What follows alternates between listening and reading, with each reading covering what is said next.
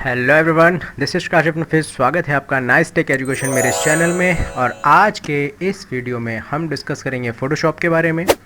इस फ़ोटोशॉप में हम क्या जानने वाले हैं वो मैं पहले ही आपको बता देता हूँ। आज के वीडियो में हम जानेंगे कि किसी भी इमेज को, अपनी किसी भी फ़ोटो को किसी शेप में कैसे डाल सकते हैं इस तरह अपन। और इस शेप में डालने के लिए या किसी भी नए शेप में इमेज को लाने के लिए आपके पास कितने ऑप्शन है। मैं इमेज को किसी शेप में कन्वर्ट करने के लिए आपको कई ऑप्शंस बताऊंगा, एक नहीं कई ऑप्शंस बताने वाला हूं इस वीडियो में। ज़रूर देखिएगा आखिरी तक। आप किसी एक तरीके से ही नहीं, कम से कम 3 या 4 तरीके से किसी भी इमेज को शेप में कन्वर्ट कर सकते हैं, जैसे कि गोले में डालना या किसी ट्रायंगल शेप में डालना, डायगोनल शेप में डालना, किसी भी शेप में डालना। तो इस तरह की चीज़ें हम इस वीडियो में देखेंगे।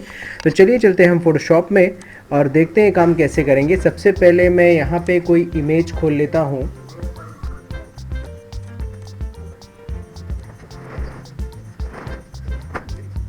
मान लीजिए ये बैकग्राउंड मैंने ले लिया एक, ये बैकग्राउंड में हमने ले आया। इस बैकग्राउंड में एक इमेज लाने वाले हैं। अब इमेज कौन सी लानी है उसके लिए हम फिर चलते हैं वापस अंदर।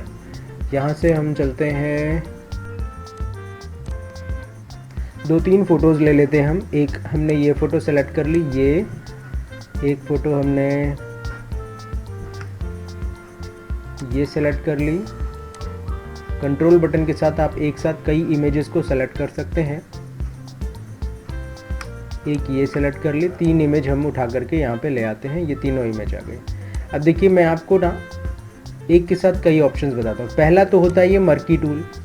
आप मर्की टूल में सिलेक्शन लो या राउंडेड सिलेक्शन ले लो। राउंडेड सिलेक्शन ले लेते हैं। राउंडेड मर्की टूल में आप इसके ऊपर एक गोला बनाइए। गोला बनाने के लिए ये अगर आप चाहते हैं कि एग्जैक्ट सर्कल बने चारों तरफ से बराबर, तो क्या कीजिए, शिफ्ट बटन के साथ आप सर्कल को ड्रॉ करिए। ये चारों तरफ से बराबर ही बनेगा। इसको सेट कीजिए इसके बराबर से ये, और ये मूव टूल लीजिए और उठा करके इसको नई इमेज में ले आइए। ये आ गया आपका एक तरीका। अब इसी को एक और नए तरीके से जानिए आप। अगर आप चाहते हैं कि इसकी एजेस एकदम शार्प ना हो, थोड़ा धुंधला धुंधला हो, यहाँ पे ब्लर सा हो, मैं दिखाता हूँ सैंपल आपको, वो बहुत अच्छा लगेगा। ये लेयर मैंने डिलीट किया। वापस पीछे की इमेज में चलते हैं। अब जब आप ये सिलेक्शन बना रहे थे तो सिलेक्शन बनाने से पहले आपको यहाँ, जब आप मर्की टूल लेंगे तो ऊपर की प्रॉपर्टी बार में आपको फेदर में जाना है और फेदर को आप 10, 20, 30 जितना भी करना चाहें कर दीजिए। फिलहाल मैंने 20 लिया। 20 लेके देखते हैं कितना है। ये फिर से मैंने सिलेक्शन बनाया। सिलेक्शन बनाने के बाद वापस मूव टूल लेते हैं। अब उठा के लाते हैं। देखिए, ये देखिए चारों तरफ ब्लर सा आया हुआ है। तो एक तरीका तो ये हो गया भाई कि आप किसी इमेज को उठा करके कैसे लाएंगे। अब वापस इसको मैं डिलीट करता हूँ या इसे छोटा कर देते हैं। देखते चलिए एक एक करके। अब वापस आते हैं ये वाली इमेज में। सर्कल के अलावा ये ऑप्शन है, इससे आप कोई भी शेप ड्रॉ कर दीजिए। देखिए ये जैसा शेप चाहें आप ये ड्रॉ कीजिए और इसको सिलेक्शन टूल लीजिए, मूव टूल लीजिए और उठा करके ले आइए। ये आ गया। देखिए एक ये भी तरीका है। मतलब आप अपनी इच्छा अनुसार कोई भी शेप ड्रॉ कीजिए और उस ड्रॉ किए हुए शेप से इमेज को उठा करके ले आइए। ये आ गई इमेज। इसको वापस मैं डिलीट करता हूँ। अब एक और तरीका देखिए। तो एक ही तो हुआ, आप यहाँ से मर्की टूल से सिलेक्शन बनाइए सर्कल का या बॉक्स का, या फिर इसमें से आप अपनी इच्छा अनुसार शेप ड्रॉ कीजिए और मूव टूल से उठा के ले आइए। अगर आपको एजेस में फेदर चाहिए, धुंधलापन चाहिए, तो यहाँ से आप जब आप मर्की टूल लेंगे तो यहाँ से आप फेदर उसका बढ़ा दीजिए। तो 2 चीज़ें यहाँ पे हो गई। अब आते हैं अगले ऑप्शन में।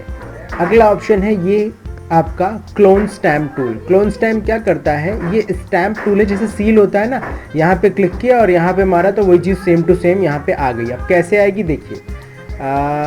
यहाँ से क्लोन स्टैम्प को मैं इसके फेस के बीचों बीच में आल्ट बटन के साथ, मैंने जैसे ही आल्ट दबाएंगे देखिए पॉइंटर चेंज होता है। ये मैंने क्लिक मार दिया, माउस क्लिक कर दिया मैंने एक बार, ये मैंने माउस क्लिक कर दिया। करने के बाद अब यहाँ आते हैं इस वाले में।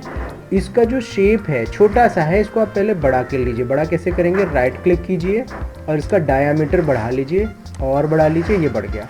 अब यहाँ खाली जगह में क्लिक करके, यहाँ क्लिक करके नया लेयर ज़रूर ले लीजिएगा, नहीं तो वो बैकग्राउंड में ही सारी चीज़ें आ जाएंगी। देखिए ये आ रहा है। ये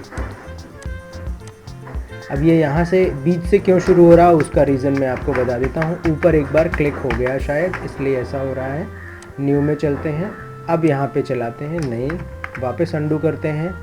इसके फेस में एक बार फिर आल्ट के साथ क्लिक करें और अपनी इमेज में आ जाएं हम। ये देखिए, ये इस तरह की इमेज की हमको कभी ज़रूरत पड़ती है कभी कभी, और इसको आप ऐसे बड़ा कर दीजिए। देखिए ये कहीं से नहीं लग रहा कहाँ पे इमेज शुरू हुई कहाँ पे ख़त्म हुई, बैकग्राउंड सा बन गया। ये हार्ट शेप, इसके ऊपर ओवरलैप भी हो रहा है, यहाँ पे भी ओवरलैप हो रहा है। ये बहुत अट्रैक्टिव एल्बम्स वगैरह जब आप क्रिएट करते हैं, ग्रीटिंग कार्ड्स क्रिएट करते हैं, तब इसकी ज़रूरत वहाँ पे पड़ती है। तो क्लोन स्टैम्प का बहुत ज़बरदस्त यूज़ है दोस्तों इन सब चीज़ों में। तो इमेज को इस तरीके से आप ला सकते हैं, किसी भी जगह से उठा के दूसरे बैकग्राउंड में लाना हो तो इस तरह से अपन लेकर के आएंगे। अब एक और नई चीज़ जान लीजिए जो कि बड़ी काम की है, जो बहुत सारे लोगों को नहीं पता है। यहाँ पे आए, हमको जहाँ पे लाना है यहाँ पे एक न्यू लेयर ले लेते हैं और यहाँ पे पहले हम शेप ड्रॉ करते हैं। ओके, कोई भी शेप हम ड्रॉ करेंगे। सपोज मैंने ले लिया, ये लिया, मान लीजिए मैंने इस तरीके से ये और इसको वापस से मैंने जोड़ दिया।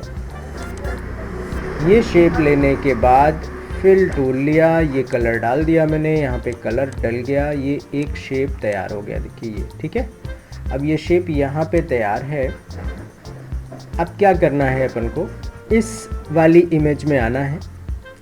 कंट्रोल A बटन से पूरी इमेज को सेलेक्ट कर लीजिए और कॉपी कर लीजिए कंट्रोल C से, या फिर राइट क्लिक करके, या फिर एडिट में जाके कॉपी कर लीजिए। कॉपी करने के बाद यहाँ पेस्ट करने के पहले आपको इस शेप को सेलेक्ट करना है।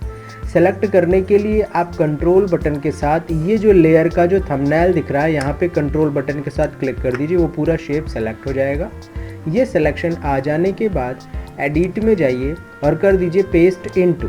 वो उसी शेप के अंदर, यहाँ पे 2 लेयर बनेंगे, वो लेयर अलग है और इमेज का लेयर अलग है। एक बार जहाँ आपने उसको रख दिया, ये देखिए ये उस शेप के अंदर इमेज आ गई है। तो यहाँ पे अब इसको खिसकाना थोड़ा सा मुश्किल है, इमेज अलग खिसकेगी, ठीक है, और ये शेप अलग खिसकेगा। ये देखिए बार बार वही पकड़ में आ रहा है।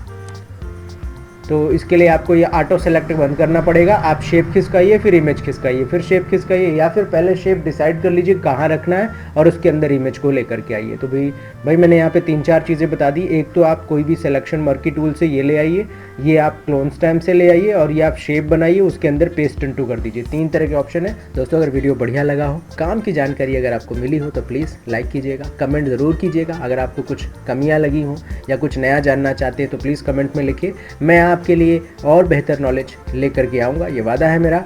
दोस्तों के साथ शेयर कीजिएगा मेरे इस वीडियो को, सब्सक्राइब कर दीजिएगा मेरे चैनल को। Have a good day.